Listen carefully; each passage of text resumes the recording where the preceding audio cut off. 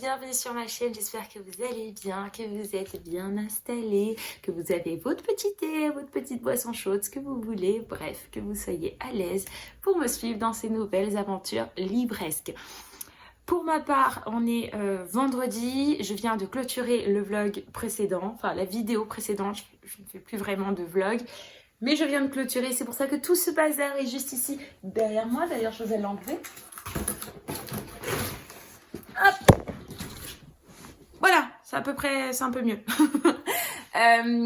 Donc je viens tout juste de clôturer la vidéo précédente et j'en profite pour tout de suite ouvrir la nouvelle. En vous parlant donc de ma lecture en cours, il s'agit de la Bretz Brigade, qui est un roman que j'ai reçu la semaine dernière. Donc pour vous, ça sera la semaine dernière. Pour moi, c'était juste il y a quelques jours. Donc ici, il s'agit d'un cozy mystery. On est sur une saga bretonne, donc 100% français. On va suivre trois femmes qui vont enquêter. On est sur trois femmes de la même famille, de générations différentes, donc la grand-mère, la fille et la petite fille. Elles vont enquêter pour essayer de sauver quelqu'un qui leur est très très cher et qui pourrait bien être accusé d'avoir voulu faire disparaître quelqu'un. Bref, pour le moment, j'en sais pas plus, donc je ne pourrai pas vous en raconter bien plus. On est sur une saga, voilà, c'est du cozy mystery. On aime ou on n'aime pas le style. Pour ma part, j'aime beaucoup.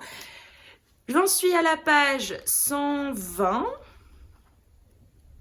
Non, si, c'est ça, 125. Jusqu'à présent, c'était vraiment long. J'étais vraiment en train de me dire, il va falloir que l'enquête commence parce que là, ça commence à être long. Mais comme c'est le premier tome de la saga, bon, je laisse le bénéfice du doute ou peut-être que l'auteur, Momalo, qui d'ailleurs habite en France, peut-être qu'il a voulu prendre son temps pour poser l'histoire et pour que la saga commence bien. Donc je lui laisse le bénéfice du doute, mais là de toute façon on vient de rentrer dans l'enquête, donc j'attends de voir ce que ça va donner et j'ai trop hâte. Je profite de ce moment pour vous parler également de réception que j'ai eu cette semaine. Bon, c'est un gros colis, j'ai déjà ouvert parce que j'étais très surprise. Je me suis dit, mais il me semblait que j'en attendais rien de cette maison d'édition. Donc c'est une totale surprise pour moi. Hop.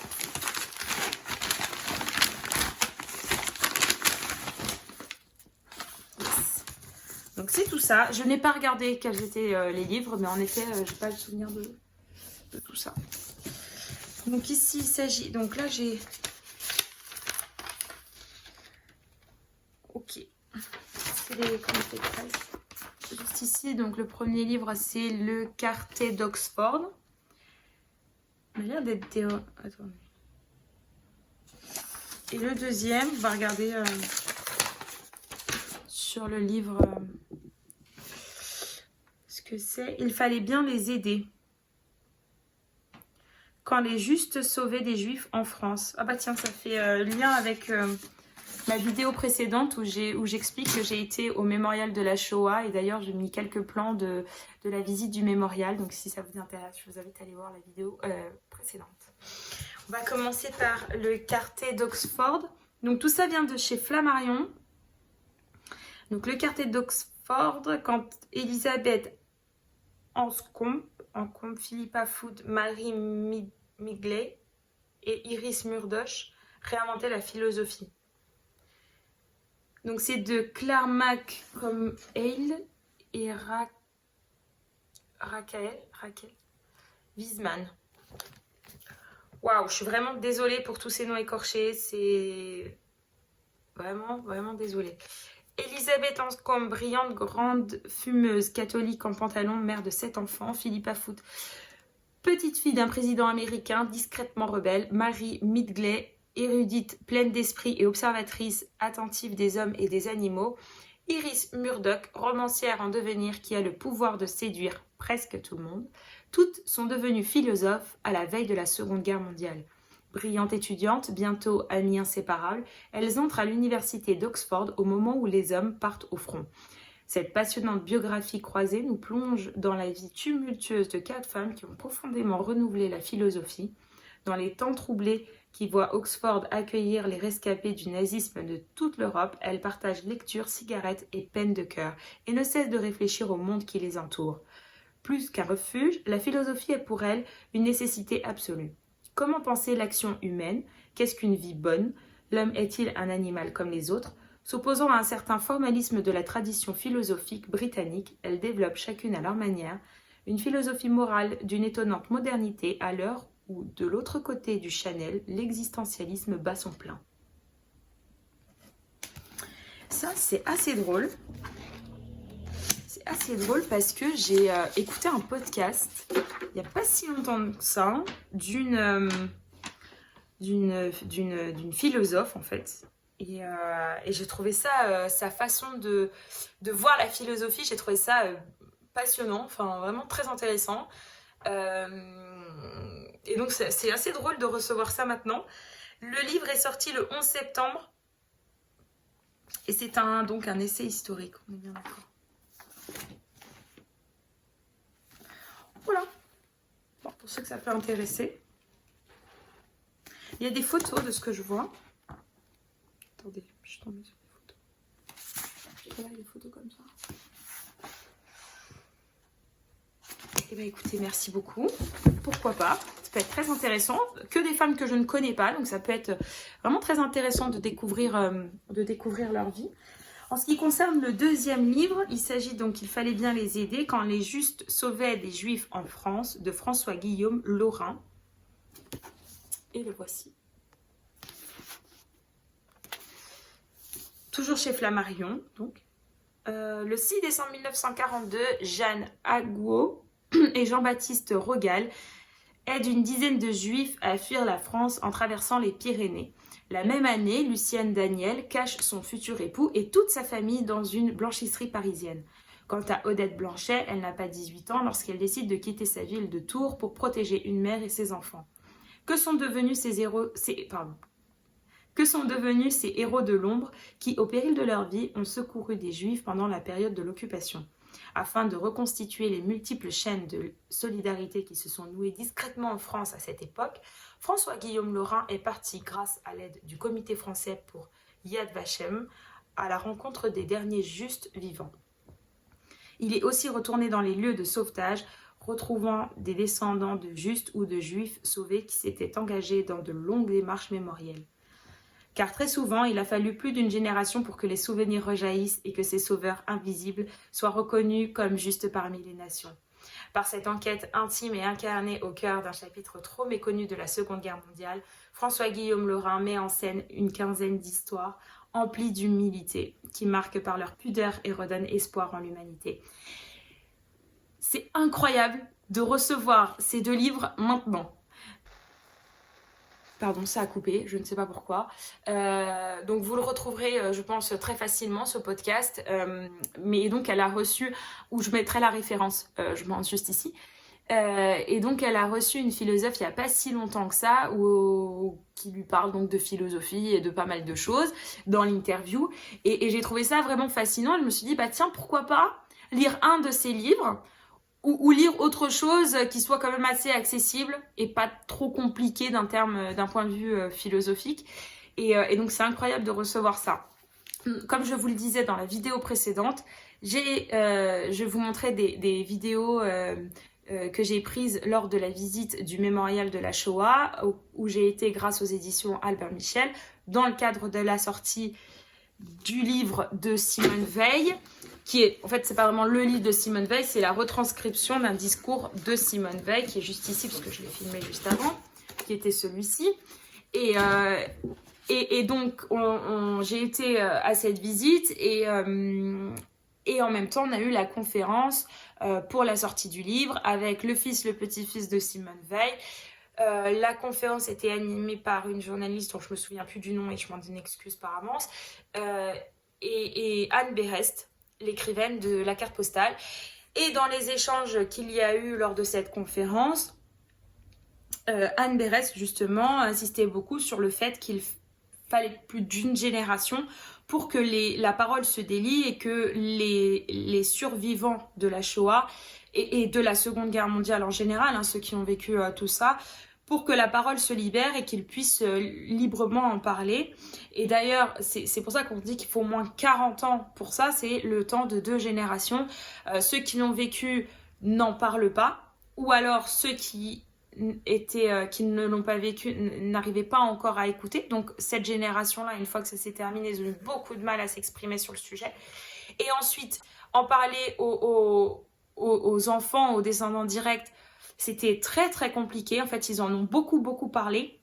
Et beaucoup de monde avait aussi cet avis, c'est que les descendants directs ont énormément de mal à écouter ces histoires. On peut le comprendre, hein, bien sûr. Et donc, il faut bien 2 générations pour que les langues se délient. Et c'est exactement ce qui est dit ici dans cette 4e de couverture. Je sais plus où je l'ai lu, mais ouais, c'est assez incroyable de recevoir ces 2 livres maintenant.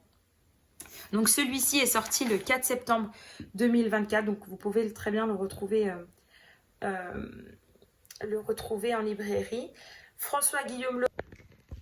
Hey, je m'excuse, le plan précédent s'est coupé pendant que je parlais. Donc j'étais en train de dire que François-Guillaume Lorrain est journaliste au Point. Il est responsable de la rubrique Histoire. Il est auteur de nombreux ouvrages salués par la critique, dont Louis XIV, L'Enfant Roi et Scarlett. Voilà, donc merci beaucoup aux éditions Flammarion. Je suis très contente de cette belle surprise. De beaux livres à découvrir avec je pense, des histoires incroyables de personnes incroyables. Donc voilà, ça me tarde de les découvrir. Moi, je vais retourner travailler et puis d'autres vont continuer à dormir. Hein, mon bébé. Voilà. À tout à l'heure.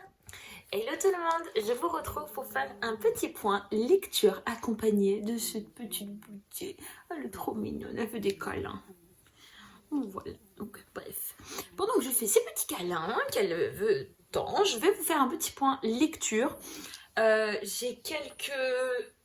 J'ai un peu avancé dans ma lecture. Et attends, je vais vous en parler. Alors, bébé, ça y est, c'est fini? On s'arrête là? Ok. Bon, bah tant mieux. Voilà. Alors, ma lecture. Je suis toujours en train de lire La Bretz Brigade, que j'ai commencé la dernière fois quand je vous en ai parlé. J'avance à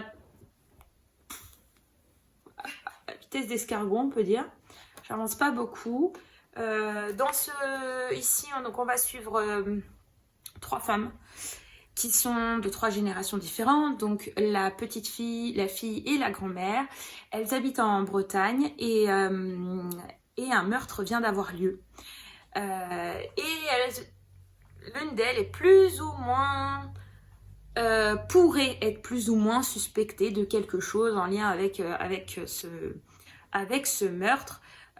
Donc il va y avoir une enquête, on va suivre l'enquête et voilà. Donc on est sur un cozy mystery. Et en fait j'ai un peu de mal. J'ai un peu de mal à rentrer dedans. J'ai un peu de mal, peut-être parce que moi j'ai l'habitude des cozy mystery qui sont très légers. Les pages défilent, l'enquête est hyper légère, on n'est pas sur un truc très compliqué. Et là j'ai un peu de mal à rentrer dedans parce que en fait ce qui se passe c'est que la personne qui va mourir fait partie d'une association et on va beaucoup suivre ces musiciens qui font partie de l'association etc. Et je sais pas, l'univers qui tourne autour de cette association me captive pas des masses. Donc j'ai un peu de mal à rentrer dedans. Les 3 femmes, je les trouve assez intéressantes. Je trouve que c'est des personnages qui sont très intéressants. Et notamment la grand-mère qui est très drôle.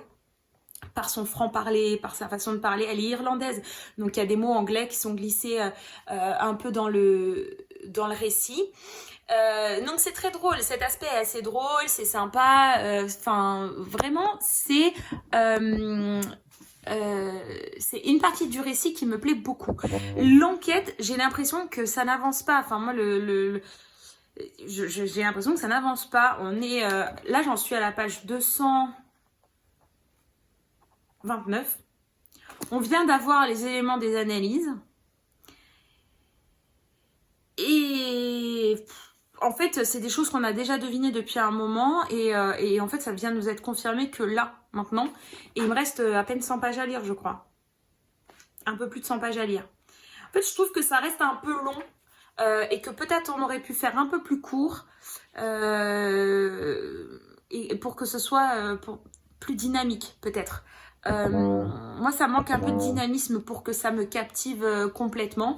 J'ai un peu du mal à revenir dedans, à vrai dire. J'aimerais bien que ça aille un peu plus vite. Après, c'est le premier tome. Voilà, je sais pas si on peut juger une saga entière juste avec le premier tome. Donc là, pour le coup, moi, je vais peut-être laisser la chance au deuxième tome. Mais pour ce premier, le premier, pour le moment, c'est pas du tout un coup de cœur. C'est pas un roman que je n'aime pas. Je pourrais pas dire que ça l'a pas fait pour moi. Mais vraiment, j'ai un peu de mal avec ces longueurs par moment. Voilà ce que je peux en dire pour l'instant. Donc j'espère quand même que je vais réussir à le finir ce week-end pour passer à autre chose. Et voilà, comme ça la semaine prochaine, je vous parle d'autres livres pour la prochaine vidéo. Donc voilà, je suis désolée pour cette vidéo. J'aurai pas plus d'avis lecture à vous donner que ça. Donc voilà, pour avoir mon avis final, il faudra attendre la vidéo de la semaine prochaine. Je vais juste, avant de clôturer, vous parler de quelques achats que j'ai fait. Donc j'ai été à Action il y a quelques jours. Et j'ai acheté ce petit carnet qui est en planeur. Voilà. Donc avec son petit élastique, comme ça.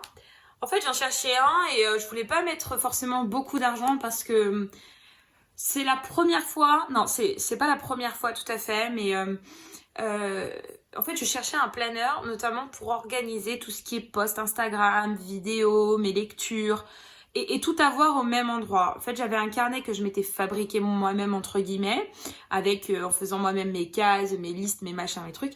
Et je cherchais vraiment quelque chose qui soit déjà un peu, comment dire, prédessiné, vous voyez, un peu sous forme d'agenda peut-être. Et donc, j'ai trouvé celui-ci chez Action. Donc, je vais tenter ce format-là. Et donc, c'est pour ça que je voulais pas mettre très très cher. Parce que je veux voir si déjà c'est une méthode qui me convient. Parce que j'en ai vu des très jolis. Mais mettre 15-20 € dans un carnet, enfin dans un planeur, ça me paraissait un peu cher pour l'utilité que je vais en avoir. Donc, j'ai trouvé celui-ci. Il est plutôt sympa. Il est tout bleu comme ça. Attendez, hop, ça s'est éteint. Il est tout bleu comme ça. Un joli bleu. Il est... Donc, bref, la première page, c'est ça appartient. Après, il y a comment dire, le planeur mensuel. Donc ça c'est chouette, comme ça j'ai pas besoin de le dessiner moi-même.